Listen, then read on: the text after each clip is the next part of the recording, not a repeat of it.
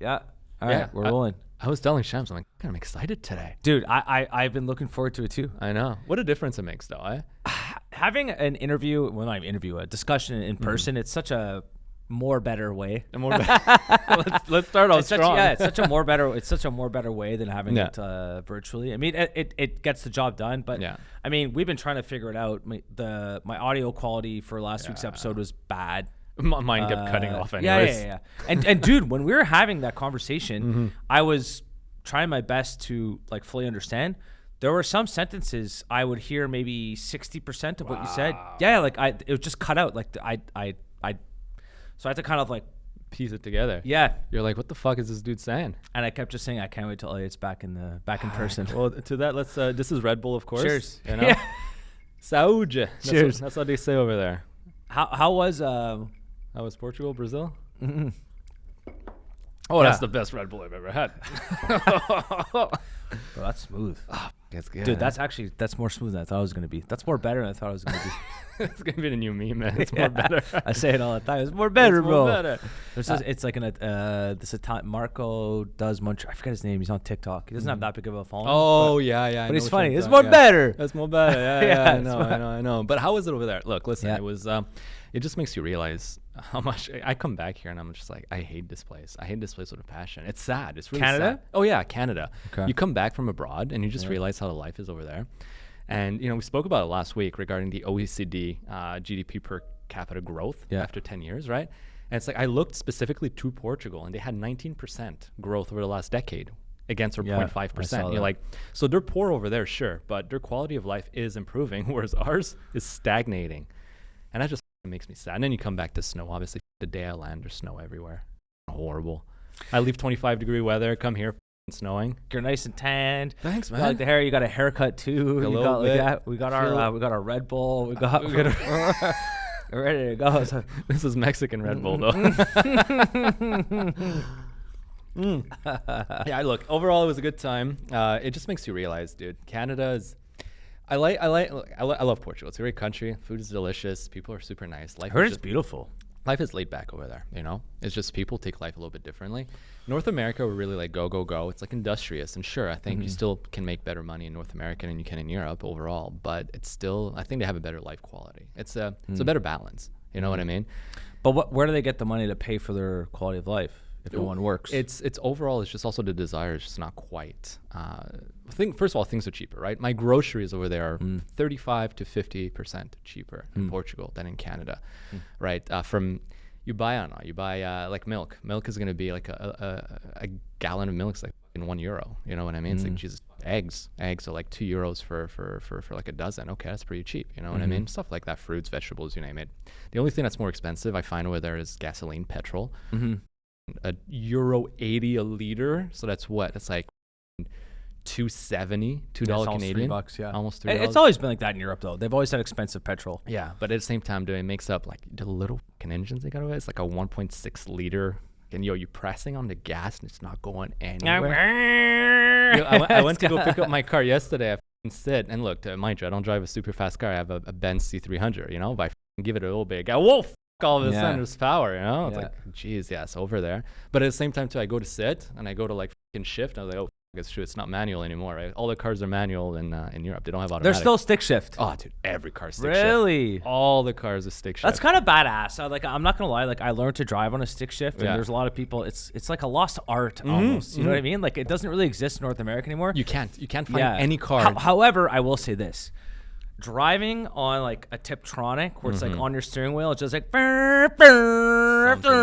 in the F1 cars. Yeah. Stick shift's cool. That's way cooler. For like sure. an actual fast car. Like if you have a Rari and you don't have to press on the clutch to change your gears, and you're just pressing on the gears on the steering wheel. As long as it's not that I've driven a Ferrari, but I've no, I'd say you don't own one. What the no, not yet. Thought you were a business owner. That means you must not be yet, a trillionaire. No, I reinvest all my money back into the stock market right now. So it's like we'll get into that. That was crazy yesterday, but no, like I love my buddy. I think like the funnest car I ever drove is that my buddy he had an S4. Nice. And I was coming up I was coming onto the Ville Marie. I can't believe I didn't lose my license. I'm like ripping because I'm like driving it. I'm going to pick him up at the airport and it's his car, and I am absolutely just ripping. pedal to the metal to get onto the Ville Marie, coming on from Atwater to get onto the 720 Ville Marie. Yeah. I'm ripping it. So as I'm ripping it, I'm probably like 130, like merging on. And there's a cop there gunning people, but he wasn't gunning like my direct. He was gunning the highway. Okay. So I see him and I'm like, oh my God. Like I literally just go, I'm about to lose my license. No, he had the gun pointed for the people on the highway. I slowed down right away. Didn't bother me. And I was like, you've never lost your license? I almost lost my license once when I was 22. So I had a 10-point ticket. I mean, it wasn't even that bad. I was going 127 on, which is okay, it's not that fast, but it was a 70. Right. Okay, again, on the Ville Marie. So it was a GEV then, a Grand Excès de Vitesse. Yeah. So it was like, that was 10 points at the time. And so what I didn't even get a lawyer. I actually just kept going to court, and the prosecutor, I forget what it was, but he actually had a meeting with him before. And he just goes, dude, you're how old? I'm like 23 or 22 maybe. He goes, just keep delaying it until you're 25. You'll get all your points, and then plead guilty. Smart. So I did that, and it was fine. So you didn't lose your license? No, I didn't. Yeah. I got mine. Actually, clipped. sorry to cut you off. I was actually suspended for a week. Right, because it's a GEV, so it's automatic suspension for a week. But the next day I was going to Florida. So I literally went to Florida. I was already planning to go to Florida. I went to Florida for a week. I'm like, whatever. Yeah. And then my insurance company, like I work in insurance. And then like literally, but no, they never called me, like, which is me. You never called yourself? I never called myself to update my file. And so anyways, So I didn't have to go into the substandard market because of suspension de permis or whatever. See, I've lost my license once, many years ago. So not right now, because he's my insurer, so I gotta be careful. But no, I was on my motorcycle, dude. I got clipped 163 in 100, so it was a GEV as well. Suspension right away. Plus he gave me like zigzagging between lines, and I did not have my full driver's license for motorcycle back then, so I was on my learners, dude. And the points transfer over, I'm assuming, right? Yeah, it's the same thing, right? So I was at the time, it's like I was 21, 22. That means you're 12 points, I think, at that age. 10 or 12. 10 or 12. It was 15. Or no, it was 21. I lost 21 points one shot. Damn. So I lost my license, I think, for 6 months. Okay. So I decided, the logical thing to do is to drive across Canada to go work in Alberta. That's when I worked in Alberta. I'm like, they're not going to know I don't have a license, right? I mean, they don't share data. Funny thing, I get to Alberta. The first thing the employer asks, obviously, is to do a drug test. Fine, no problem. Like a piss in a cup, no issue there. I don't do drugs. But then they ask you for a driving abstract to make sure you have a license, because you need to drive trucks, right? Yeah. I'm like, they're gonna know my license is suspended. So I reach out to the SAC here, all right? And I'm like, I need my abstract. They're like, do you want it in French or English? I'm like, French. Give it to me in French. So I can shoot it their way. I'm like, sorry guys, it's all in French. They're like, it's okay. And they didn't understand. They didn't understand. I was sure I was gonna get fired or like whatever. Nah, man. They just didn't read it. Like, good enough. Like, licence suspendue. They don't understand that. They're like, oh, it's a good standing. That's what I mean. Suspendu means standing. Love it. Oh, that's good. All right, let's get into this. So it's like good to have you back, man. And I honestly mean that. It's like I've been looking forward to this podcast all day. Likewise. So it's good to have you back. So we got a couple things. We'll touch on the Canadian polls. Again, I'm not like a big poll believer, but this one's coming from PolyMarket, and it's definitely putting Mark Carney ahead in the polls. Oh yeah. Trump. So Trump, the stock market. Just to reiterate, today we're April 10th. April 9th, the stock market ripping yesterday. So I actually went to go boxing at 1 p.m. Before I went to the boxing class, the markets were down. I get out of the boxing class, it's 1 hour class. My buddy calls me, my stock market manager. He's like, dude, have you checked the stocks today? I'm like, no. He goes, what have you been doing? I'm like, I was boxing. He's like, go check your portfolio. Go check the markets right now. Everything was up like 10%. Apple's up 15%. Even the index, like normally the index doesn't move more than like a couple percent a day on a big day. It was like S&P was 9.5% or anyway, just something crazy. Wild. NASDAQ was up. So that was very interesting.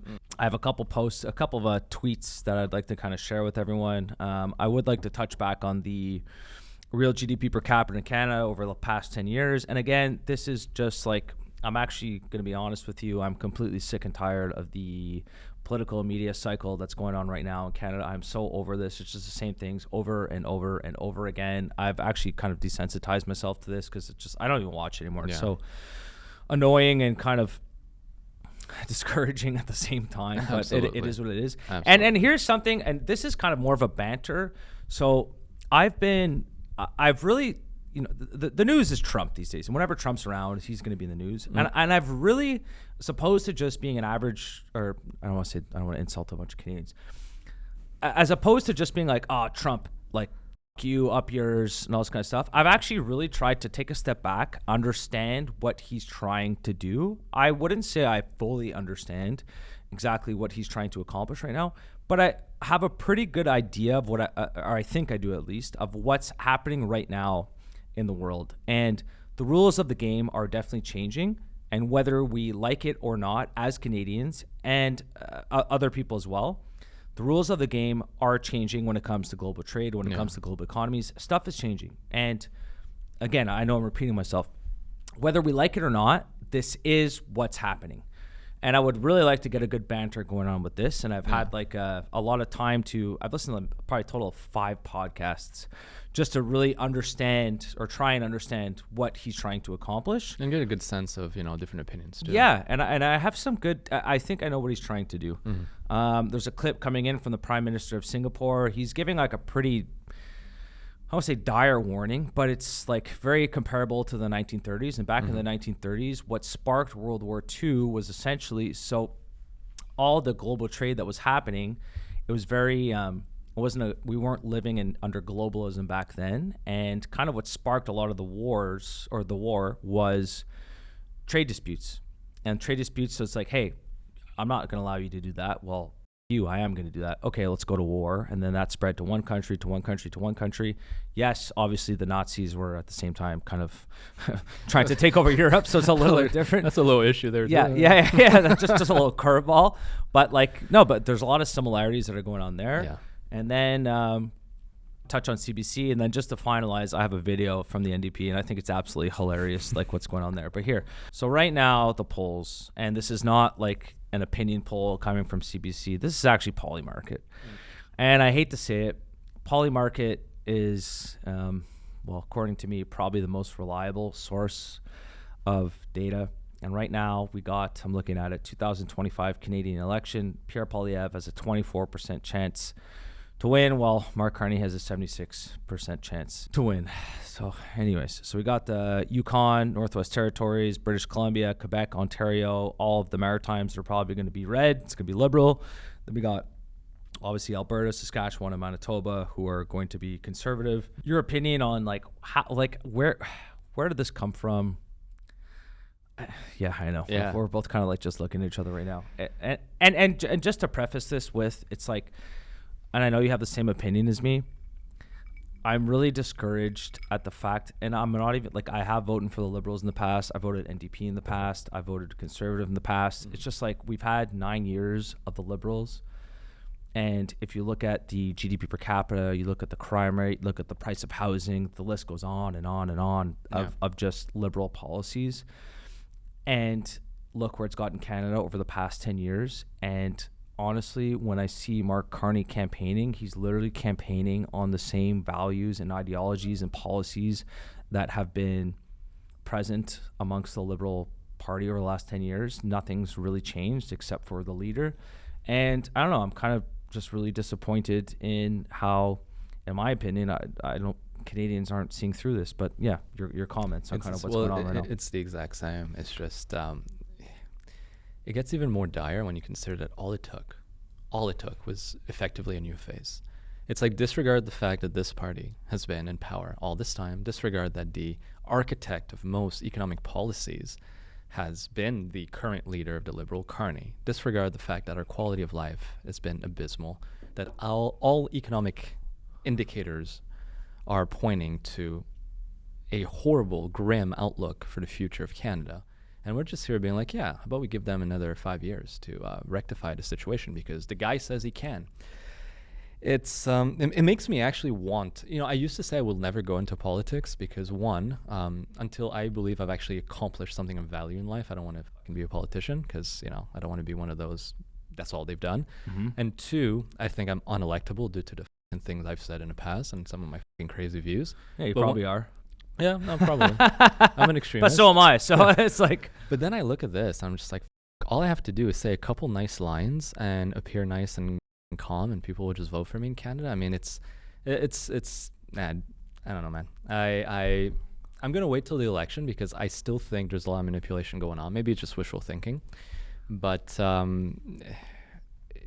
also it's just it shows that in my books, and maybe it's a little controversial, but propaganda works. And I say propaganda because the mainstream media is working overtime to make sure Carney is elected, and people seem to just buy it. I mean, we're talking here 3 months ago, this nobody that nobody had heard of was on no one's radar. The Liberals were tanking. We had like a 90% chance of Poilievre being elected if the election would have been held then. And then all of a sudden, it's just flipped the script, really? In like 3 months? I don't know. Are Canadians that easily duped? Because at that point, it's being duped. I mean, nothing's changed. So it's being duped. Or are we just seeing the full power of the propaganda apparatus at work? I rather hold on to that belief for now. Yeah. It's going to keep me somewhat insane. So Steve Soretsky from the Loonie Hour. This is a podcast I listen to religiously on a weekly basis. Every Friday they release a podcast, and he just goes to the tweet says, "Lol, perfectly summarizes the average Canadian voter." So if you look at it, who should get credit for eliminating the carbon tax? The poll says Carney 55% and Poilievre 28%. So 55% of Canadians say that Carney should be getting credit for eliminating the carbon tax. That is insane. Guys, I just want to remind everybody, and if you read the comments, it's actually even scarier to read the comments. I want to remind everybody that the carbon tax was shoved down our throats for the last, 5 years, 6 years? Since 2019. Yeah, so let's call it 6 years. Yeah. The Liberals have been shoving this down our throats, saying that we get more money back with this tax. No, you're actually making money off this tax, which is complete and utter bullshit. 55% of Canadians think that Carney is responsible for taking off the carbon tax. And you know what? Like he did bring it down to zero. He didn't get rid of it, but as we've discussed before. Mm-hmm. But it's like that's like literally the equivalent of me like punching you in the face and then just essentially saying like, okay, well, I'm not going to punch you in the face next time, and you're going to thank me for not punching me in the face. Even better, you can punch me in the face, right? And one of my tooth comes flying out, and then you give me a little gauze, and you're like, here for your bleeding, buddy. I'm here for you. You know what I mean? No, but like it's like, man, I'm having a tough time not like insulting people's intelligence now. But I mean, if you actually think this, I'm sorry, you're an idiot. Yeah. They came up with the tax, and then now they're taking it back. And the same tax they've been shoving down our throats to say it's going to help save the environment, and all of a sudden they're taking it off. And you think that Carney's the guy who saved the day? I mean, come on. But again, okay. No, but like, actually, come on. Okay, take a step back though. I mean, I can't help but parallel this or put in contrast with what happened over the Rona era. I mean, we had neighbors and family members legitimately starting wars against each other, calling the cops on each other, being at each other's throats. And that's I liken it to the exact same thing. It's just giving in to my psychosis or hysteria based on what the authority figure is telling you. Right now, for better or for worse, the Liberals are the authority party. They are in power. Carney is the guy that controls the narrative. And they're telling all the Canadians that we've lowered the cost of living. I love how they say the divisive carbon tax. You're admitting your shortcoming and yet taking credit for removing it. This is, okay. My biggest issue with Carney is this. I would have actually supported him reducing the carbon tax to zero if he came out and said this. Look, we tried something. Because I love a good leader, right? And you're a leader, you have your own company. I do the same. And I think leadership, and I come from a background of hockey, is super important. You have to have extreme accountability. If Carney would have gone on TV or the media or whatever and said, look, I did recommend a carbon tax. I believed it was the right thing for Canada to go ahead. But after 6 years, I've realized that it's cost Canadians more than it's given them. It's done nothing to change the environment, and it's caused division within our society. As such, I have reassessed the situation and brought it down to zero. And once Parliament comes back in session, we will absolutely revoke it. We will repeal it with an act of Parliament. Had he done this, I've said, you know what, that's a good leader because you can admit your shortcomings and your wrongdoings. Nobody's perfect and you will make mistakes. Leading a country, just like an organization, is hard and you don't have all the data and all the information. Sometimes you just make moment decision, game time decisions, and it turns out to be the wrong one. But that's not what he did. He came out and said that the carbon tax was divisive, did not blame anyone, just said we're going to repeal it and took credit for it, just a victory lap while gaslighting everyone on the fact that he was the one who did it in the first place. Now, to me, it is just a disingenuous liar, and that is not a type of leader that I wanted ahead of a country, let alone someone I could ever put my trust behind, because I don't think he's there for our well-being. I think he's just there to serve his own interests, and it shows. He's not capable of taking blame. Yeah, I totally agree. And it's kind of just like, let's just look at this. So this has been circulating in the media, well, not in the media, but basically like in the podcast media over the past. So it's basically what happened in Canada. So it's coming from Lazy Canadian Investor. He's like a guy I follow on TikTok. Jim Chong, I know that guy. Yeah, so over the last 10 years, GDP per capita, Ireland has grown by 70%, Poland has grown by 44%, Turkey's grown by 42%, Lithuania has grown by 38%. And we have Canada at the bottom of the barrel, 1%. I think it's actually 1.5%. When you account for PPP, so purchasing power parity, we're down at 0.5%. Yeah, and then Canada's population grew 16% between 2014 and 2024, lowering per capita productivity. So that's obviously, we've talked about immigration before. That, again, I'm not trying to be here like we're against immigration. I'm just saying when you import we had the highest immigration per capita in the world for a little bit of time. And we've talked about this before as well. The fact that, there obviously is a coordinated effort coming from, I honestly think it's coming from the globalist parties like the World Economic Forum. Yeah. They do have influence on policies and governments. So I don't know exactly what they're trying to accomplish at the end of this, but like, look, we're at the bottom of the barrel. Canada, Mexico, Austria, and Germany are also at the bottom, 4% GDP per capita growth over the last 10 years. Finland, the UK. And I think there are like a lot of similarities. And like, so if we look at Germany, for example, Germany right now is going through a massive challenge right now in the sense that, so the cost of energy is through the roof. And this is something, again, that comes back to why we need energy and why we need to have low energy costs. They are an industrial sector. They were I would say they still are, but like historically for the European Union, they were the number one driver of the economic productivity of the European Union. Yeah. And they thought that it was a really good idea to put all their eggs in one basket and purchase all of their energy from Russia. Mm-hmm. And if you remember back in 2016 or 17, and Donald Trump went up to them and said, hey, guys, it's not appropriate for you to have the Excel pipeline or whatever the pipeline was called, the Nord Stream, which ended up getting blown up by God knows who. Like we still don't know. Still not confirmed. It's the biggest, by the way, the biggest disaster, environmental disaster ever with zero media coverage. Interesting. Yes. Makes you really wonder then who did it. Yeah, well, exactly. Yeah. The media did not cover this because they blew it up in the middle of the ocean. There's oil spewing everywhere. They didn't cover it. So for a media, the legacy media that cares so much about the environment, why didn't you cover this? Yeah. Anyways. Questions. Yeah, right? it makes you ask questions. But the one of the reasons why the cost of energy went up so high, they had such a reliance on Russia. Russia said, all right, well, if you guys are going to keep doing this shit, if you actually look at like Germany right now, they have like a massive problem. So they have an immigration problem. They have the cost of energy problem. I asked ChatGPT, I go, what do all of the lowest GDP per capita countries have in common? There's like a bunch of differences and stuff like that. They don't all have the same problems. Each has like problems that are unique to them. But like one thing is that they're all Western countries, and they're all Western countries that seem to be lagging. And for people that don't know, when you have a low GDP per capita, it's essentially like how strong is your paycheck. So one of the reasons why life is getting so expensive in Canada, one of the reasons why life is getting so expensive in Germany and a lot of places in the West is because you have a low GDP per capita. Yep. And yeah, so it's just like it kind of just goes to show that it matters who you vote for at the end of the day. Absolutely. Elections have consequences. And that should also be, by the way, a wake-up call for our generation, because the boomers vote in large. Most boomers will go out and vote. It's something like upwards of 70-80%. Meanwhile, millennials and Zoomers were in, I believe, less than 50%, 42 or even lower percent of our generations go out to vote. And that's a huge issue, because these people get into power and make policies that ultimately might benefit them and impact you. And there's nothing you can do about it once it's said and done. Another thing too, by the way, and since we're mentioning the economy, GDP per capita, another thing too that hurts Canadians a lot is taxes. And I wanted to touch on that real quick, just a little talking point, but nonetheless, one I think that we need to keep in mind as we're going into this election season.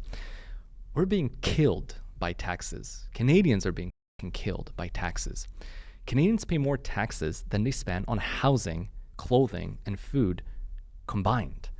45% of our $2.7 trillion GDP ends up going to the government, to their fucking hands. It puts us as one of the most taxed jurisdiction in the world, and that's something Canadians don't even realize, but that's true. Our tax burden has skyrocketed in the last 60 years by over 2,700%. I mean, understand that, 2,705% to be exact. That's how much it skyrocketed. I mean, houses has only increased, and we know housing prices in Canada are some of the most ludicrous one in the world. Houses have only increased by 2,000%. So that's an extra 700% for taxes. Food, 900%. Clothing, 478%. And yet our taxes went up 2,700%. To give you an idea in terms of absolute number, the average family in Canada pays $47,000 a year in taxes. That's 43% of their income. Taxes is the expense account, or taxes is the account families pay the most towards out of all expenses, more than anything else. Taxes is the number one thing that comes out of their pockets.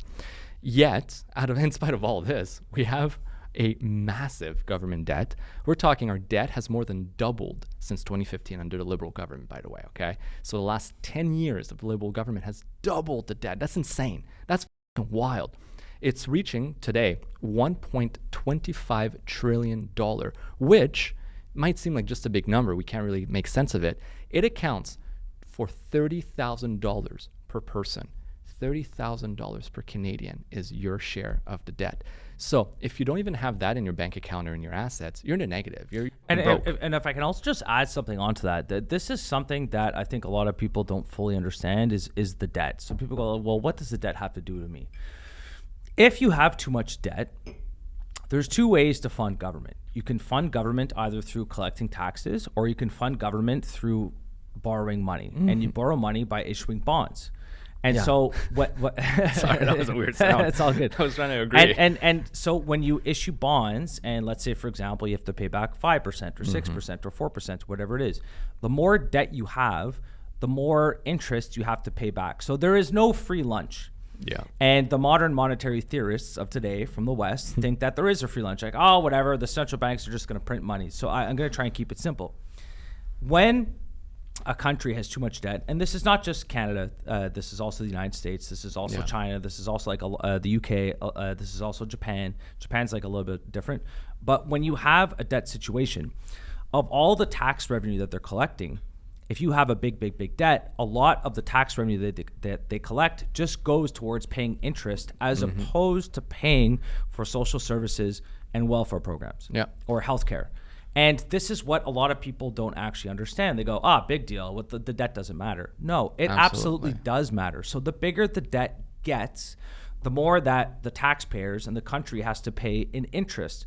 And we're getting to the point now where it's over 10% of the tax revenue that we collect that's actually just going towards paying interest. I think it's actually higher than that. I don't don't quote me on that, but people need to understand this. Like, there is no free lunch. I know I'm repeating myself. And it's like if you had a credit card debt, right? Let's say you have you owe $1,000 on a credit card, and you're making like, oh man, that's a horrible example, but let's say most of your money went towards just paying the interest. Like, you're not even making a payment on your card. You're just paying the interest. That's how you get into economic bullshit. And by the way, it's a death by compound interest. So it gets to the point where you can't even, the minimum payments you're making don't even cover all of the interest expense, which means you will never get out of debt. You're essentially a slave to the bank or to the credit card company at that point, because you can't get out of it unless you declare bankruptcy. Absolutely. And sadly, as a country, we can't really do that. Or at least it's not pretty if it happens. Also, to contrast, by the way, just so people understand, all right, I said that it's the debt today, the $1.25 trillion debt that Canada has is roughly $30,000 per Canadian. Yeah. Contrast that to Norwegians that have a surplus. They have roughly $150,000 surplus per citizen. It's possible, it's doable. I think we come from a generation that we've seen quantitative easing, QE. We've just seen government recklessly spending for decades and decades, and we've just kind of grown accustomed, almost apathetic to having a national debt like it's a fucking normal thing, right? There are countries in this world that have budget surpluses, governments that actually make money. Russia has one. Oops, don't mention that. Yeah. Don't mention that. Yeah. Ukrainians. Yeah. No, but there's that, and then here I'm kind of going to go off on a tangent. But if you actually think about it, all the quantitative easing and stuff that's been going on, it's essentially a looting of the middle class. And people are going to go like, what are you talking about? What do you mean it's a looting of the middle class? Yeah. If you have, so I'll explain it as simply as I can for the viewers. If you have a bunch of assets, so and the real estate in Canada, perfect example. Real estate in Canada over the past 5 or 6 years, it's doubled, and priced in gold, Canadian real estate peaked in 2008. Priced in Canadian dollars, well, it's gone up a lot. Yeah.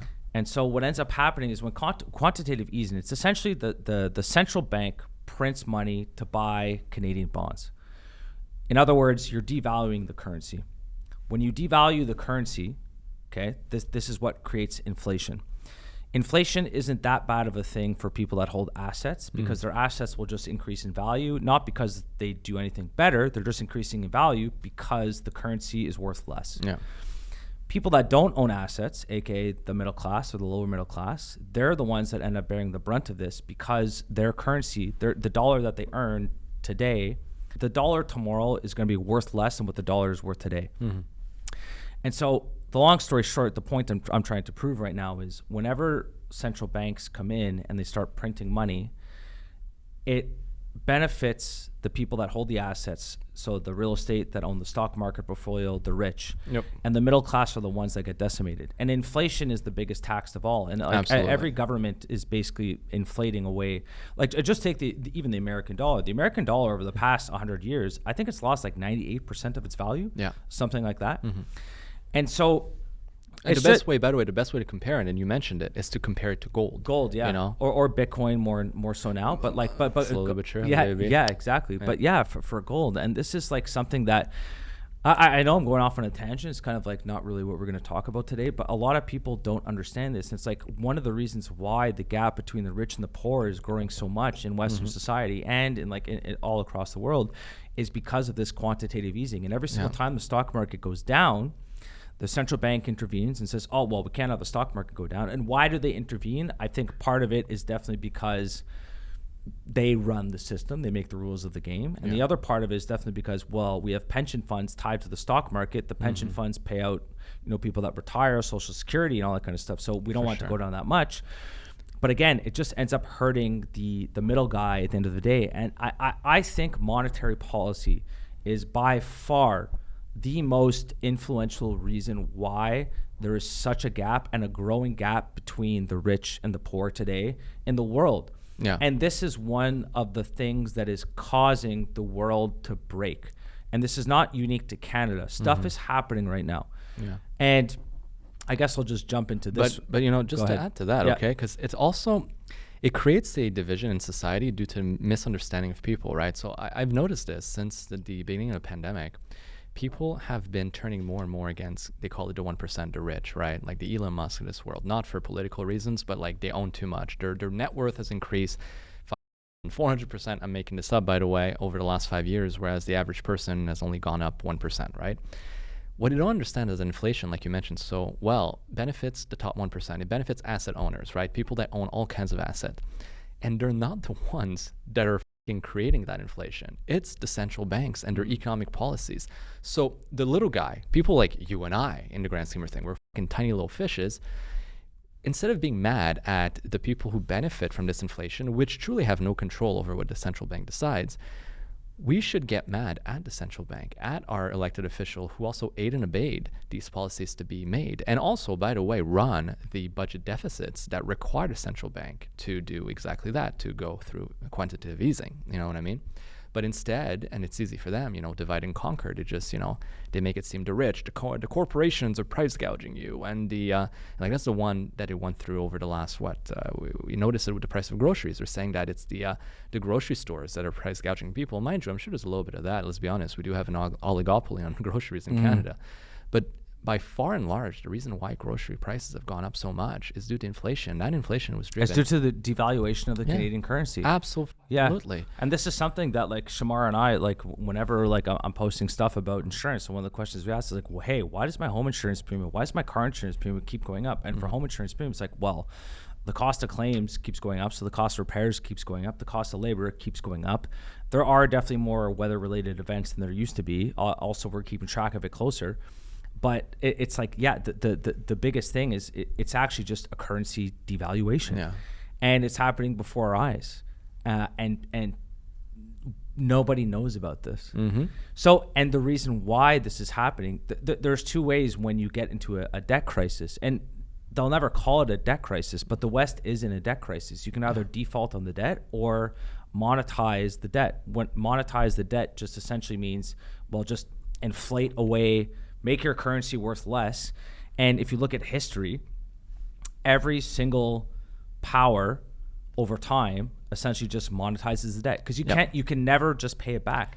And this is what's happening right now in the world. And this is why society, especially in the West, it's starting to break. And for people to understand what you mean by monetizing the debt, right? Imagine you purchase a home on a 25-year mortgage, right? It's actually beneficial to you because the bank loaned you out, let's say $500,000, right, in today's money. But by the time you're paying it back, the last few years, heck, in a few years from now, it doesn't have to be the last few years, in 2, 3, 4, 5 years, the money you're paying it back is still based on today's value. But yet the money that you're paying it back is worth considerably less. Yeah. So you're paying back your $500,000, but by the time it reaches, by the time you are absolved of the debt in 25 years, that $500,000 is worth considerably less. Yeah. So that's why it's advantageous to take on debt. Debt is not the enemy here. But when a country gets into a crisis where all they can do is keep printing money to just stay afloat, it leads to having to make some very tough decisions. And we're seeing it live right now with our own eyes. And I'm very happy we're seeing it. The U.S. with Doge trying to cut $1 trillion from the government budget, and we're seeing how much pushback people are complaining about the debt, they're tired of inflation, they're tired of prices going up, but the solution is not easy to swallow. A lot of people are getting mad at that, but it comes to a point where it will lead to something that happens, say, in Zimbabwe, where you get into a hyperinflation spiral, or there's other outcomes that can happen as well. But I mean, it can lead eventually to hyperinflation if a government is absolutely reckless. And I think we are in the West getting into uncharted territories. It's a can we've been kicking down the road now for way too long. And it is uncertain times for sure economically. Yeah, and it's like Ray Dalio always talks about this in his book called The Changing World Order, and it's the same thing. The Brits did this. I forget the empire that did it before, but the British Empire was the ones that did the best. So step one, they overextend themselves with regards to having army bases all across the world. Mm-hmm. It becomes too expensive to fund. They start devaluing the currency. When you start devaluing the currency, it starts affecting the wealth of the citizens that live there. And then eventually, so like kind of the passing of the guard happened after World War II. But that just kind of here. I think this is kind of like a good time to kind of jump into what's happening right now with Donald Trump. Mm-hmm. So I got some notes here. Canadians, whether we like this or not, a new world order or a new world system is upon us. So the era of free trade is over. A lot of people are probably going to say, what the hell does free trade mean? And we'll get into that. But the likelihood of a full-blown global trade war is growing. So we've probably been hearing this term Liberation Day. It's kind of just, and so right now, when Trump uses the term Liberation Day, it's in the context of global trade. And he's specifically referring to a promise of freeing the U.S. economy from what he sees as unfair international trade agreements and trade practices that have disadvantaged American workers and businesses. Again, I'm not offering an opinion. I'm trying to make this as objective as possible. Some people might disagree. Some people may agree. So in particular, Trump frames Liberation Day as the moment when the U.S. would, number one, withdraw from or renegotiate international trade deals, implement protectionist policies, reduce economic dependence on other countries, and restore American manufacturing and employment. Now, there's a lot going on with this trade war, like a new trade system, I guess we can say. And again, there's a lot of noise, but from what I've gathered and what I've analyzed, what Trump is essentially trying to do is bring back manufacturing to the United States. Do I think that is going to help out the middle class and restore, middle America? I don't at all. I don't think that for 1 second. But it's right now it's a national security threat in the sense that there's clearly conflict brewing between China and the United States. The United States have hollowed out all of their manufacturing. And if there was a war, if a war was to break out today, and the fact that the United States doesn't manufacture anything, they don't have a base, that would be a big, big, big problem for them. The problem for China, so number one, the United States account for 35% of global consumption. Who makes all the stuff? China makes most of the stuff. But their bigger issue is the fact that they hold American capital. And if they hold American capital, it's kind of like the same example as when Russia invaded Ukraine and they were holding, don't quote me on this, I think it was like $300 or $400 billion of U.S. debt. And stuff. And to be simply put, they held American dollars, right? And the U.S. on the SWIFT system, the SWIFT banking system, said, oh, by the way, all the U.S. dollars you have right now, we're basically just going to put it to zero. So they essentially just stole the money from Russia and said that money's no good anymore. You can't use that money. And so China could experience that exact same thing. So right now, and this was Ray Dalio that was kind of talking about it. So China, the United States have like a big problem, the fact that they don't manufacture anything and they have to bring manufacturing back. China has a big problem because they hold American dollars and they don't want to be holding American dollars because America at any point could just snap their fingers and say those dollars are no good. You can't use those dollars anymore. So what's going to happen? This is what's playing out in front of our eyes right now. And the tariffs, Trump just put it to 10% across the board. He didn't change the tariffs for Canada. Then, by the time this podcast is released, maybe they will be 10%. Maybe they'll be zero. Maybe they'll be this. Knows? Nobody knows what's going to go on. But the bigger problem right now is the fact that the United States does not have they have no manufacturing capacity. So instead of Canadians sitting here and getting all upset at what he's doing, we have to take a step back, go, number one, he's going to do what he's going to do. He's not going to listen to us, and it is what it is. This is the world that we're living in today. Number two is basically like, okay, well, what do we do about this? And that's the part that is like, it's not exactly clear for me with regards to bringing manufacturing back to the United States. I could see where, they might bring manufacturing back for microchips. They might bring manufacturing back for energy, for like all that kind of stuff. Are they going to bring manufacturing back for T-shirts? I doubt it. Why would they? But you know what I mean? So it's like, this is kind of like what's happening in the world right now. And here in Canada, we're just sitting here listening to Mark Carney talk to us that he's going to have he's still going to keep gender reaffirming care. We have Jagmeet Singh talking about God knows what. We have the fact that Mark Carney says crime is up in Canada because of American gun policy and because of online platforms. Like our heads are in the sand right now as Canadians. Like we guys, like wake up. This is what's going on in the world right now. And I don't know. I'm just so frustrated with it. This is why, like, I honestly, I don't even listen to like the political media in Canada anymore because it's the same thing just repeating itself over and over and over again. I'm so tired of the political cycle. It is so. It is exhausting. It is exhausting, man. Another thing that people have to get about the U.S. is so manufacturing in China is not even that cheap anymore. It's not as cheap. You know what the big advantage that China has? It's know-how, it's expertise. Okay, I was listening to this guy who, and I'm doing it a little bit. I'm doing some import-export of some Chinese goods. Little arbitrage. Something like that. No, I'm just bringing some products into from Chinkiland.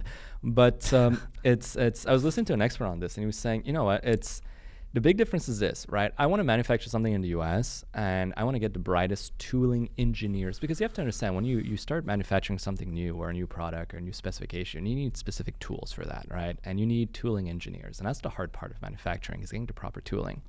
He's like, I in the U.S. know maybe enough to like fill one room, like 10 people, like a meeting room, like a boardroom of tooling engineers that are actually good in the U.S. I go to China, I could fill stadiums upon stadiums upon stadiums. The expertise and know-how is unbelievable. That's what they're strong about, right? Yeah. So that's important for the... Tim, sorry, I'll cut you off for just 2 seconds. Tim Cook said the same thing. He's like, we don't the Apple CEO, he's like, we don't manufacture in China because it's the cheapest. We manufacture because they're specialists. The expertise. It started off as being the cheapest, but over the last few decades, 50, 60, 70 years, you build expertise, which is normal, right? Sorry to cut you off. No, that was a great point. Now, when it comes to okay, so trade deals. This is interesting, right? The more things go, the more I think Trump is actually wanting just simply to, for me, it's a war. It's a flat out war with China, call it a Cold War based on the economies more so than military might.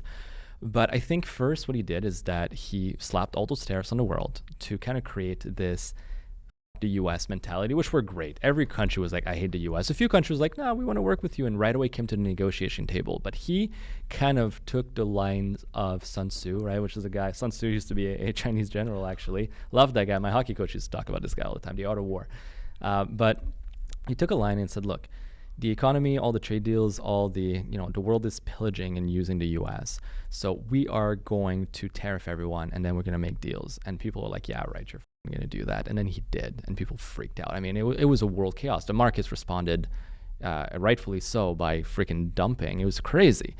It lasted, a total of 1.5 weeks before countries started going up to him. And little by little, a bunch of countries came up to him, like fucking Vietnam, even the EU came up to him, some in South America. We want to make a deal with you. We want to make it. Israel did the same. We want to make a deal with you. And all of a sudden, he said, all right, now I'm going to pause tariffs on everyone, which he did and announced yesterday, except for China, and by extension Canada, because I think Canada right now is doing China's bidding, but that's another story. I've been saying it for a very long time. I think Canada is way too close to China for many, many reasons, but I'm not going to get into that right now. And all of a sudden, China is on the world stage. Their strategy before was like, okay, we're gonna ally ourselves with a bunch of other countries to single out the U.S. But right now, all of a sudden, China stands alone against the U.S. All other countries are kind of relieved that, you know what, okay, we got a 90-day grace period where we can negotiate with the U.S. And mind you, I believe they were going to negotiate in good faith with the U.S. because, look, tariffs are going to hurt the U.S., but they hurt all the local economies of other countries as well. So countries do have an incentive to deal and to make a deal with the U.S. I think it's going to happen. And now China is left alone by themselves, and they're being slapped increasingly bigger tariffs by the hour at this point. And I think ultimately the big fish he was going for was China, and all the other countries were just tools, pawns in his scheme to get China to basically bend the knee. Dude, I was reading this on X today. This is coming from Chamath Palihapitiya, just to add to the point you're talking about right now. So Chamath goes, he has a little eyeglass thing. So Quattrone Capital, opinion of the day for my dad, lol. Read this text. All right. Watching some of the talking heads today, and they are very bullish on our ability to force China to a fairer deal. One thing I worry about is that in 2019, Trump had China pushed right to the brink on a major trade deal, and they had no way out to avoid a major restructuring of everything about their economy. All of a sudden, in early 2020, COVID emerged in Wuhan, China, with the convenient impact of giving the left a major talking point against Trump in the 2020 election. Yes, I'm a conspiracy theorist on this one, and fully believe China released COVID intentionally to avoid the trade deal. They have a long history of not caring about killing off tens of millions of their own people. Now here we are 5 years later, with China about to be standing alone with no option but to agree to major trade concessions. So we'll see what happens, and fingers crossed the administration is ready for whatever China might throw out there. So again, just food for thought. But it's like, it's not. Sorry, that logically it makes sense. It's not that outrageous, man. And just think about this. I know we're not really talking about Canada today. We're just because what's happening right now in the world is so much bigger than Canada. We have an election right now, so it's Canada. The world is changing, and if I'm a Canadian right now, I don't care what's happening in Canada right now. I want to figure out what the hell's going on with Donald Trump. Like, what is the point of all of this? Yeah, there's all this noise, and like, I'm trying to figure out what the is going on. And notice he didn't do any of this in his first term. So because again, what he's doing is he's throwing the global economy, in turmoil, and there is collateral damage in the U.S. There is big time. This is not. But I think he's at a point right now when he realizes that's like my last option, because that makes a lot of sense. But there's this. But the bigger point is that it's such a threat to the United States right now. If they don't bring manufacturing back, they have outsourced everything. Yeah. Okay. And I'm not saying it's right or it's wrong. Like, that's the way it was. And so back in the 1990s under Bill Clinton, I think it was like 1990 whatever, that China joined the World Trade Organization. Basically, just like, in short, free trade. And the United States let China join the World Trade Organization because they thought if they implemented capitalistic policies for their government, that would in turn make China more democratic as a result. Yeah. Which is clearly not the case of today. No. So now they have all the manufacturing capacity. They have not turned democratic, and it is a threat because, well, it's an economic threat. It's a military threat. Even more so now because China is starting to expand military bases abroad, a bit like what the U.S. did. Yes, and they have all of the manufacturing. And back in the day, during just before World War II, who had all the manufacturing capacity? The U.S. The United States did. Yeah. They outsourced everything to make more money in the name of globalization. Yeah. And so Trump has identified that, and honestly, any good leader should identify that as well. So they're going, and again, I'm able to identify the problem, which is the fact that the United States don't have any manufacturing capacity, or not nearly enough. China is scared because it's like, well, damn, the world trades on US dollars. I have a lot of US dollars. They can shut this off at any point. So they have a problem. What's the solution to this? I have no idea. You know what I mean? I'm not smart enough for that. And like Trump seems to think it's tariffs. Is it tariffs? I have no fucking idea. But if they're pushing China back into a corner, and why I say they're pushing China back into a corner is because the United States account for 35% of global consumption. So they are China's biggest customer when it comes to consumption. If the United States put on these tariffs to China, now China all of a sudden is backed up into a corner and like, okay, what the hell do we do about this? And this is like the bigger pawn game. And this is why I find it so funny where Canadians actually think that the United States is attacking us. It's like, dude, we're literally like the fly that's flying around and you have to keep like smacking it to just get rid of it. Yeah. That's Canada to the United States. He's Just thinking about China right now. I think it's China. I think it's something else too. You know, I was going to keep this for the end, and maybe this is going to be a little lengthy, so I do apologize. We'll clip this hopefully, but this is not me who wrote this. But I think it explains also what he's trying to do right now. I think he wants to cause a recession. And it's going to be, why the would you want to throw your government into a recession or your country into a recession? And you mentioned you've like gatewayed this shit way too perfectly. You mentioned a sovereign debt crisis. I think it goes down to this sovereign debt crisis. I'm going to read this. All right. Sorry, man. It's going to take like 2 minutes. The cost of borrowing has risen dramatically. Approximately 40% of the entire $36 trillion U.S. national debt must be rolled over relatively soon. This is all, by the way, something nobody's talking about, which is really fucked up. Yep. Meaning trillions of dollars originally issued at low rates must now be refinanced at a far higher cost unless something changes. If that refinancing happens at current yields, federal interest payments would eventually overwhelm tax revenues, pushing the U.S. into a sovereign debt spiral, as you mentioned very clearly before. A structural collapse similar to what occurred in Greece, Venezuela, and Cyprus would occur. Given the scale of the U.S. financial system, the implication of default would dwarf anything the world has seen before. This is why the current market volatility should not be dismissed as chaos. It is preventative. It's like going to a dentist, uncomfortable today, but necessary to avoid a much worse outcome later. If you were responsible for refinancing $9 to $10 trillion worth of debt, $9 to $10 trillion worth of debt, you would aggressively seek to lower yields, even at the risk of causing a recession, because the alternative, uncontrolled default, would be far worse. Many are framing recent moves into bonds simply as recession signals, but that misses the larger picture. The bond market is far larger and more structurally important than the stock market. Bonds are the foundation of global finance, supporting everything from government budgets to corporate debt to mortgages. Saving the bond market is not just preferable, it is essential for preserving system-wide stability.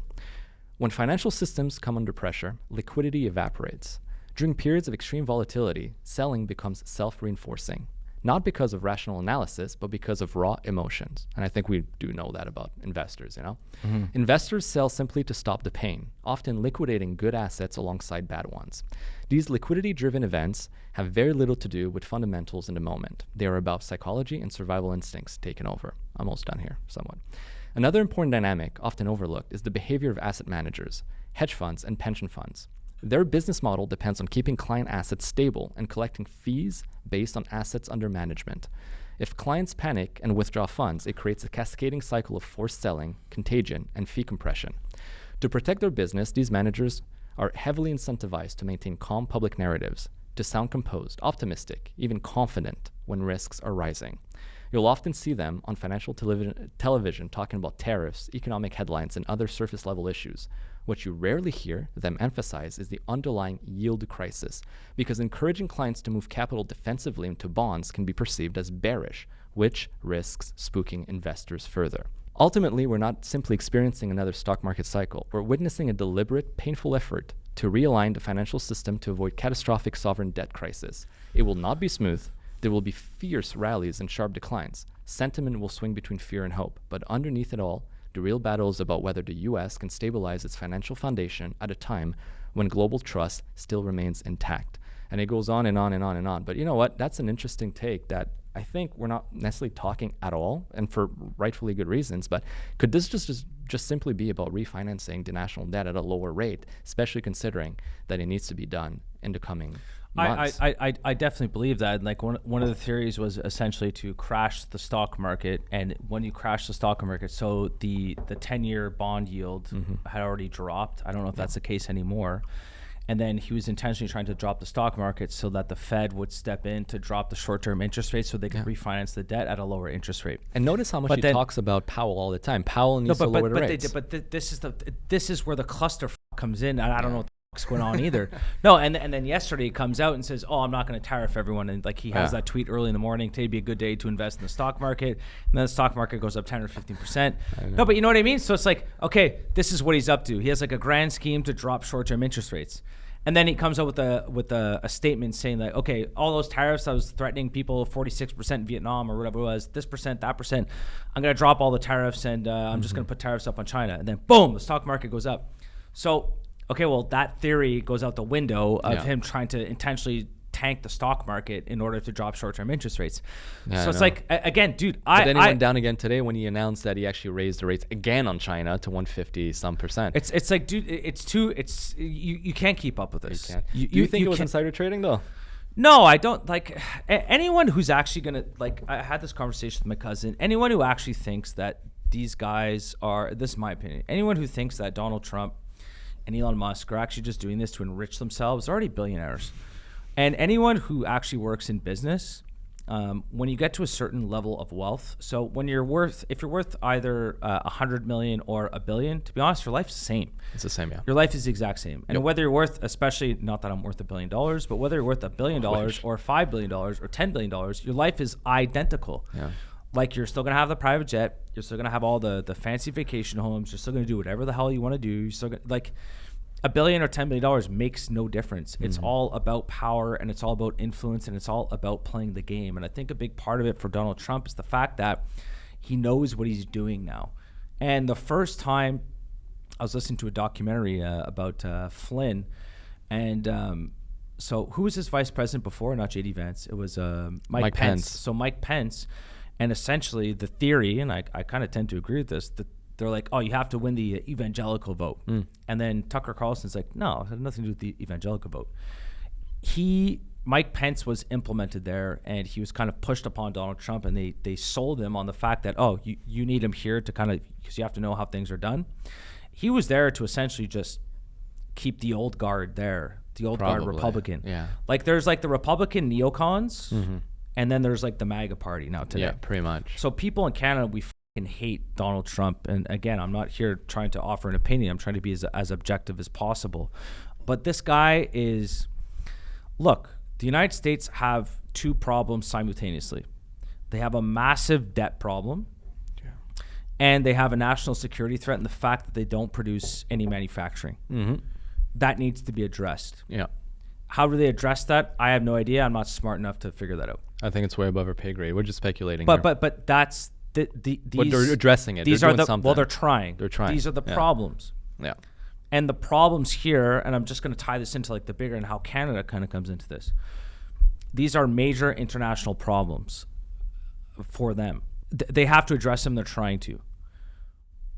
Canada right now is still living like 10 years ago. Like literally this political platform is the identical political platform to Justin Trudeau 8 years ago. The world has significantly changed. And how do I articulate this? The alliances and the institutions that existed and had all the power 10 years ago, that is no longer the case today, and they're going to continue to diminish. What do I mean by that? NATO is kind of going to fall apart, especially if the United States pull out of it, which they probably will. Yeah. Again, I'm being objective here. I'm just saying it is what it is. I'm not offering an opinion. NATO is probably going to dismantle. World Trade Organization, which is essentially there to facilitate free trade internationally, that's on the way out. There, UN becoming less and less influential. There are all of these global institutions that are losing influence on world politics. Yeah. Mark Carney represents a leader who maybe 10 years ago might have been very effective, but these institutions and influences in the world are not what they were 10 years ago. We don't need a leader who has those connections anymore, because that is on the downfall. Yeah. That's my point. I know that's kind of like a lot deeper than what Canadian politics kind of covers, but that this is my honest theory. And again, I'm just going to say this. I don't know if Pierre Poilievre knows what's going on either. I don't think he does. I don't think Canada knows what's going on. Probably not. But it's just like the world is changing before us, like significantly. It seems like we're playing catch up. It's weird. It's like instead of being forward thinking, we're just there trying to like just keep like catch up on the last 10 years. Everyone's fucking struggling. We're lost. Our yeah. country is lost. Yeah. And again, so. like conservative or liberal. Yeah. I think we're completely lost. We don't know what's going on. Yeah. And I was listening, by the way, to what Carney. Does that make sense? What I just said, though, kind of like. Yeah. Well, I mean, it's how can it not? Okay, what you said. How can it not be factual? I mean, again, we're going to go ahead and perhaps even elect the same party that's been running it for 10 years, and it's like, well, nothing's going to fucking change. We're still selling the same old platform, the same old thing. Carney, what he was saying the other day is just like, all right, we're going to lower costs of Canadians without cutting down on your services you rely. Okay, so what you're telling me is that you're just going to drive more inflation, because that's what's going to happen. It's the only way to do it. You're going to devalue the money, because people are, I don't want to say this, but you need a certain level of, and this is basic, you don't even need that much, but some sophistication to understand that money just doesn't fucking grow on trees, right? So if you're not going to raise prices on people through taxes, and you're not going to cut the expenses to keep people's services in place, then, and you're not going to fire government workers because the government's overbloated, but firing bureaucrats is definitely not popular in Canada when a quarter %. It's not popular anywhere, but like, it's not popular, but even worse here, considering a quarter of the freaking population works for the government directly or indirectly, even less popular, and that's gangrene of a cancer. Yeah. So all you're telling me now is that, okay, well, there's only one way left to pay for this shit. Inflation. You know what I mean? That's obviously what's going to happen. And it's just like Canadians. I want you guys to wake up. Why do you think the cost of life is so expensive? Taxes is definitely one of the reasons why, but it's because your currency is being devalued right in front of your face. That's the main reason. Why do you think your paycheck doesn't go anywhere? I know. It's because of the currency devaluation. And again, I know this is probably over like a lot of people's heads and stuff, and we're getting kind of like, we're getting to the weeds and we're getting all nerdy and on like, central bank monetary policy and all that kind of stuff. I could eat this shit up all day. I love talking about this. It is fun. I like it. But but like this is what a lot of people like I was talking to my girlfriend about this. She's like, she goes, why am I so poor? She's like, I can't afford anything. Like, we're actually laughing about it because I pay for all the bills and stuff. She's like, I don't even pay for anything. I have no money. I'm like, what the hell is this? And she makes like, I don't know, like 55, 60 grand a year. Which is a very normal Canadian salary. This is not like, bad. She's literally looking at me going like, how come I can't? She's like, Curtis, like I don't even know what I spent my money on. But she's like, show me $500. And but the best thing was, show me $500. And she couldn't pay me the $500. I'm like, well, what am I going to get my money? She's like, Curtis, I don't know where my money went. Like, I'm like, you don't even pay for, like, what do you pay for? That's typical girl behavior. That reminds me of this one time. It's girl math. Girl math. A good buddy of mine who actually called me a few days ago while I was in Portugal. And this guy, I remember, one day he was cleaning his girlfriend's car and he found a fucking paycheck. Back in the day when you still made, like, you got paid with paychecks. Yeah. He found a fucking paycheck for, I don't know, like $800, $1,000. Forgot to cash it. It was under her seat. Where did my money go? Okay, but going back to the Liberals, okay? Let's talk. more rational numbers here, because that's another thing I wanted to touch on a little bit, because one, Carney mentions it in his platform, but also I think Canadians are feeling it but not really talking about it because they're a little scared of it, and it's crime and chaos after 9 years of NDP liberal government. Just some raw numbers here. Okay, since 2015, the violent crime rate in Canada increased by 50%, which is huge. Gang-related homicides is up 78%. Violent firearm offenses are up 116%. And don't come at me with guns, because I'm a legal gun owner. That's not who's causing the crime. Side note, lawful gun owners, licensed gun owners like myself in Canada, are 3 times less likely to commit a violent crime than normal Canadians. This has been proven in a study released by McMaster University and presented to the Canadian Senate back in the day when we repealed the long gun registry. Extortion, this is amazing, especially for the Toronto area. Extortion is up 357%. Speaking of extortion, did you see that was early March, this criminal ring, and mostly in Montreal, especially in West Island, arrested? Did you recognize some names on there? I have friends that did. Yeah, they're like calling grandmas to, and they're like showing up at their houses for grandmother scams. I recognize a couple names on there. It cracks me up. Side note, okay, sidebar. I'll just finish this and I'll say the sidebar real quick. Auto theft. This probably you can confirm is up 46%. All right.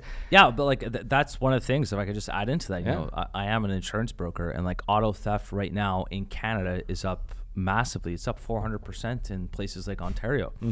And what these guys do is, so they export the stolen cars from 2 ports, Montreal or Vancouver, most of it from Montreal. And if they would just crack down on security at the port of Montreal, this would drastically drop the stolen car rate. It would, because they wouldn't be able to sell the cars. Exactly. And it's just like, and again, like I made a post on this on LinkedIn like a couple of months ago and stuff. They had like this big seminar about, they're all there. Okay, this is what we're gonna do. Let's pose for the photos and all that kind of stuff. It's like complete and utter bullshit. It's just like, yo, guys, get a bunch of security at the Port of Montreal. But obviously, there's insiders in on it. Absolutely. First of all, the ports of Montreal, this will get me killed, but it's the biggest cartel. It's insane. If you don't know someone, the Port of Montreal has always been. If you don't know someone at the Port of Montreal, you will not get hired. It is the biggest insider kind of group. It's always been like that. Do you know how much they make with the minimum wage for like a port worker is? Like, you know, I have no idea. They're all making like $150,000 a year. It's one of the highest paying jobs in Montreal, and it's a small circle. Going back to the extortion, so we had a group here in Montreal. I know this is like getting off top, but this is Canadian issues, okay? They got arrested. 40 odd some Canadians got arrested in a nationwide, and by the way, led by the U.S. So this is a pan-national sting operation. The U.S. was led by the IRS, Criminal Investigation, CBP and ICE, and also I believe the FBI, and here in Canada the RCMP and the Sûreté du Québec, the SQ. They arrested 40 some Canadians for grandparent scam. Effectively, they were calling grandparents or elderlies in the U.S. and posing as their grandkids and saying that they were arrested. They needed to post bail or a bond, and they needed money. They managed to collect, I think it's $21 or $27 million in a couple of years. It's crazy in USD. I recognize a few names, and this cracks me up because me and my brother know one of the guy, and I will not mention his name because he is innocent until proven guilty, and I do strongly believe in that. And I will, even though his name is public and you can find it, I still don't feel comfortable saying so. But for the longest time, this guy would like post online, like living the life. But honestly, I didn't know what his job was. And me and my brother sometimes would be like, so what is this guy doing? Did you see his newest post? He's there, he's doing this. He just bought a new car, new condo here, traveling the world. What does he do for work? And for the longest time, we couldn't figure it out. It's actually my brother who sent me the article that was posted about his arrest. So you finally figured it out. And I was like, we figured it out. The secret ingredient is crime. It's crime. No, anyways, all that. And if you look at Mark Carney, it's because of like gun laws and online platforms, American gun laws and online platforms. Here, I got a little. I want you to watch this. And I got to. Okay, this is. I'm just gonna shit on the NDP right now. You guys are getting absolutely decimated. Your party sucks. Right. I'm sorry. Like, your party sucks. Let's just watch this here. This is hilarious. Watch this. We're all gonna jump together. Get ready, everybody. We're gonna show them that we're ready. We're ready to fight. We're ready to win. Here we go. Get ready. Get ready. Get warmed up. Get warmed up. Here we go. Here we go. Let's go. Ready? Are you ready? Are you ready? Are you Look ready? at that dude next to him Here just we sitting go. down. 1, He's not having any of 2, it. It's just, and then the best part about it, he's saying to jump around, and there's the lady in the wheelchair.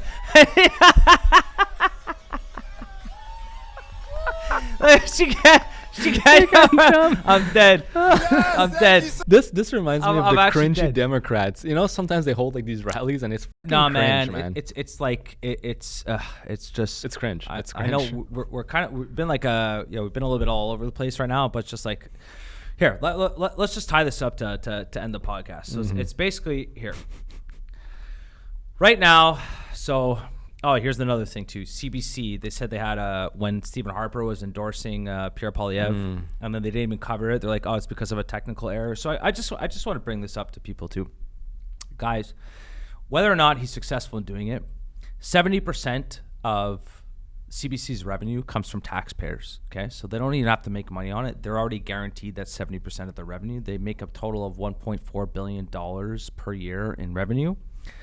If Pierre Poilievre succeeds in defunding the CBC, and when I say defunding, I don't mean shutting down. I mean he's basically saying no, they should be self-sufficient. Let them, if they're actually a media organization, go make money off your subscribers. You don't need to be getting money from taxpayers. CBC is scared shitless that Pierre Poilievre is going to win because they might defund the CBC. So that being said, do you think they are going to have unbiased media coverage? Of course they're not. And this is something that a lot of boomers and people don't understand. They're not going to give unbiased media coverage. They are going to walk around with a drool cup around Mark Carney and the Liberals. This is just the reality. And so, I don't know, I guess I'll just end with this. It's the fact that the world is changing before us. And in Canada, we're about to elect a party in Mark Carney that have been following the same policies that we've had for the past 10 years. And so just ask yourself this question. Do you think Canada is better off or worse off than it was 10 years ago? And my answer as a millennial is no. I would definitely say it's worse off than what it was 10 years ago. And I think 9 out of 10 millennials would also say the same thing. So instead of just listening to what the media is telling us to think, why don't we just draw our own conclusions?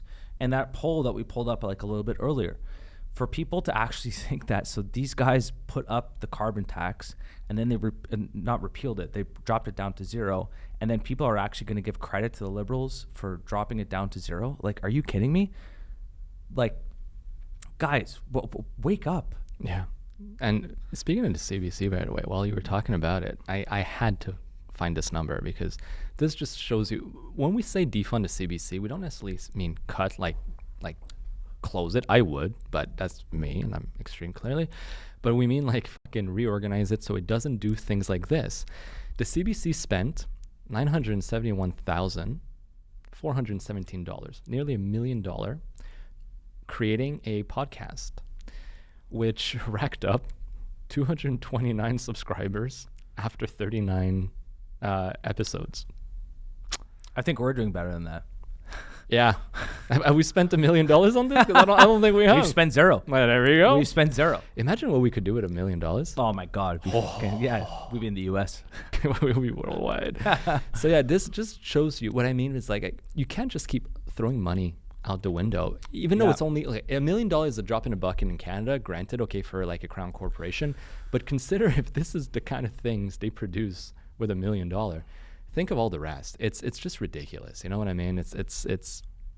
I mean, there's more to that, right? There's another one that costs taxpayers. They've done this. They've launched dozens of podcasts. They spent another nearly $155,000, right? Which has got no support whatsoever, and it breaks down to $22,000 per episode. There's more and more and more. $22,000 an episode. Yeah, they're spending $22,000 an episode. It's just this kind of. Sorry, can't say this nowadays. You can say it's fine. We're good. Oh, it's true. We're in 2025 now. We just blanket. We'll blink it. Yeah. Fucking shit. But no, but jokes aside, it's we've gone to a point where it's just like when you throw money so easily to government agencies, well, there's no accountability. So cutting or defunding the CBC doesn't mean like getting rid of it. It just means restructuring it so that they don't do stupid shit like that. Yes. There you go. And just like the last point I'm just going to say is like, all right, guys. So Canada, if you guys want to if you want to keep scaring away entrepreneurs and people that actually make jobs, be my guest. You can keep doing that, but don't forget that how to pay for social services and how to pay for welfare programs comes by taxing the productivity of entrepreneurs and businesses. If you guys want to keep continuing to scare away entrepreneurs and businesses, there will be no productivity to tax. Yeah. And they're going to go after you next. And you have no money left anyways. Yes. And so that's kind of like the situation we're here in Canada. And but did you see Polyev, by the way, is it's a province. Obviously, one needs to get elected, two needs to do it. And I have very little faith in politicians. But he wants to defer capital gains tax on any investment reinvested into Canada. Do you understand like the economic boom that could drive for Canadians? I definitely could, but the only issue I have with that is the fact that that's too complicated for the average voter to understand. So like even though it's good policy, again, I think I'm actually really disappointed in the messaging of from the Conservative Party right now. Like I agree that it's great policy. I don't agree with the fact that they should be promoting that because no one's going to understand what that is. I mean, I had to read it like a couple times. I'm a businessman and I had to actually like read that a couple times to understand what it was. I do understand what it is, and do I think it's good policy? Absolutely. It's a bit like the 1031 for the IRS in the U.S. So as long as you reinvest and you roll within a year money from capital gains in a dwelling, in a real estate investment. But there's sorry to cut you off there, but it's just like I agree, but most of the people in Canada who have capital gains are the rich, and most of the rich are boomers, and most of the boomers vote for Liberal. So I don't think in terms of advertising that policy, I just think it's bad messaging. Because the thing is that it will benefit Canadians at large. It will. Due to the investment in the country. The problem is that he needs to make people understand that. It's too complicated. They don't. It's too complicated to understand. And to be honest, like if the Conservatives lose this race, which looks like they probably will, that's on them. Yeah. It's on them. And you know what? Like I'm not going to air my grievances here, but like some decisions are very questionable, and we were recipients of one of that decision very recently, and it's not a big deal. Ultimately, it won't change the outcome of the election, but it's a greater mentality. I think it's just, I think the Conservatives have blown it in terms of the campaign they've run. I think the Liberals have done amazing. They're better politicians than Conservatives. They're better politicians. They're horrible policy-wise, and at governing a country, but politics, they've mastered that. They're very good. They've mastered it. Yeah. All right, man. Well, we'll see where this goes, and we'll see you next week. Yes, sir.